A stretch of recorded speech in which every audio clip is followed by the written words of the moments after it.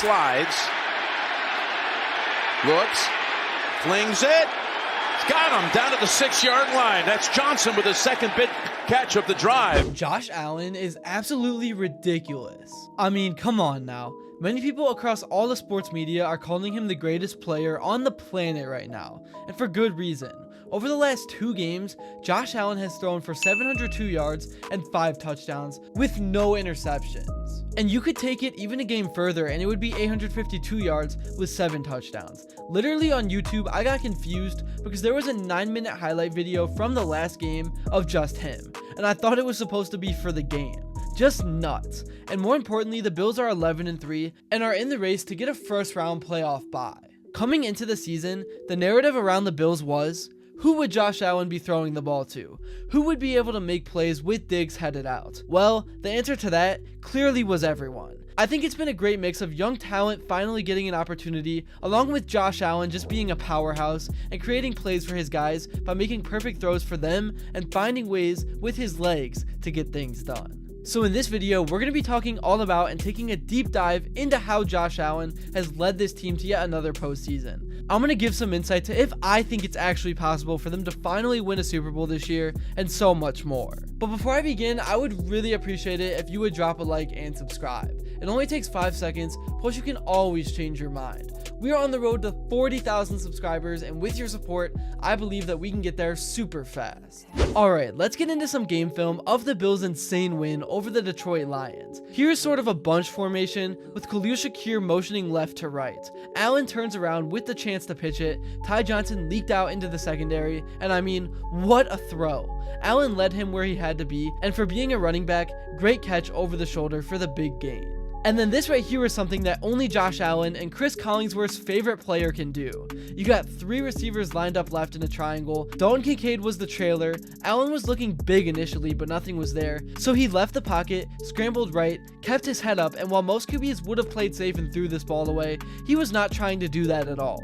He adjusted his eyes midfield and fired across the field while taking a hit to hit Johnson again in stride. The Bills really do a good job of exposing defenses with their last resort options. It may seem like everyone is covered initially, but a running back or tight end will leak out and create a huge play. But not every team has a guy like Josh Allen who can create those last split-second plays. And speaking of guys leaking out and creating big plays, this one to James Cook was spectacular all the way around. Cook motions left, the Lions failed to suffocate the pocket, and Allen showed incredible poise, and Deion Dawkins did a great job getting in the way to allow Allen that split second to make this throw across his body. There just aren't many teams that make plays like this. I'm a Cleveland Browns fan. I was actually at the recent game against the Chiefs, and you would think the Browns didn't even play the same sport as the Bills. They don't make plays even close to this, not even one time, and this is something that Josh Allen does consistently. Anyways, moving on to this next play, 4th and 2, 3 receivers to the right, 2 to the left. You're expecting a short pass to pick up the first down if possible. Well, how about a curl from Johnson around a fake pick by Kincaid to free him up for a huge 30+ yard gain. This was just so creative from Joe Brady, and 5 minutes into the second quarter, the third running back on the depth chart had 3 20+ yard receptions. Just nuts. And then to follow that up on the next drive, this is just one of those plays where you just tell Josh to go make a play.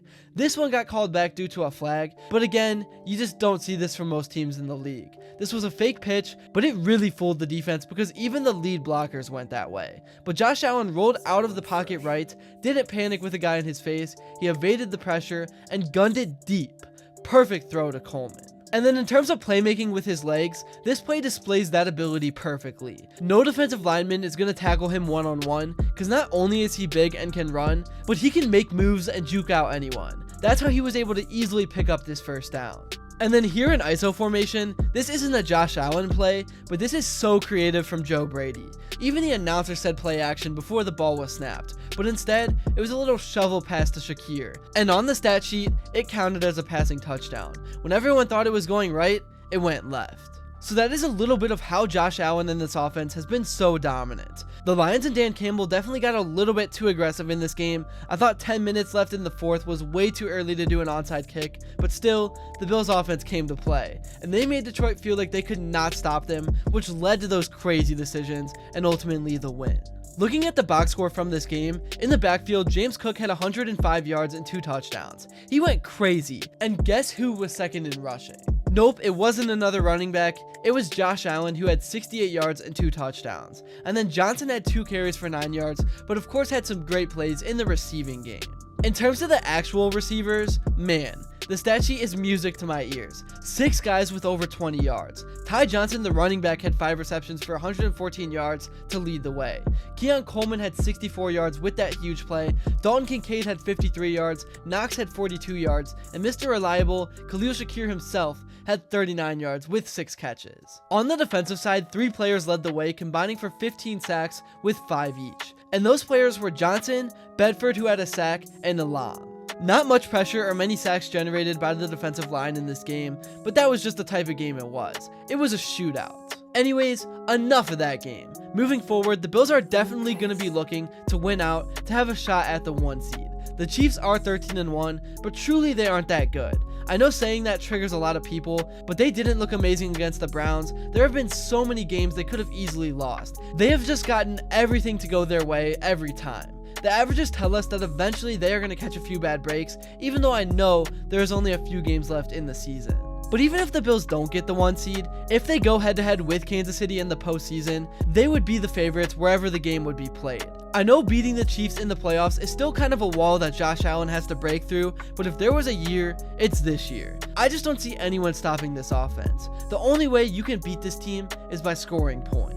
And that brings up another very interesting talking point. This is not like a Bills team from the past. Come January, playing at home might actually not be an advantage for Buffalo anymore. They love to attack through the air. Josh Allen loves to take deep shots and do ridiculous things. And that is going to be tough to do in the freezing cold and snow when they could be on the road in a dome.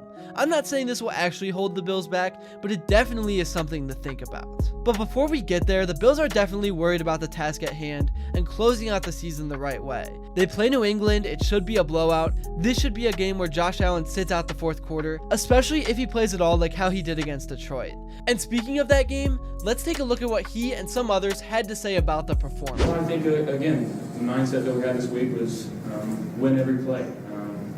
Whatever the play was, find a way to execute at the highest level, and we were just focused on the next one, and guys made some really good plays in that. Tough win. We figured it was going to be like that here, and it's a really good football team, well coached, team we have a lot of respect for.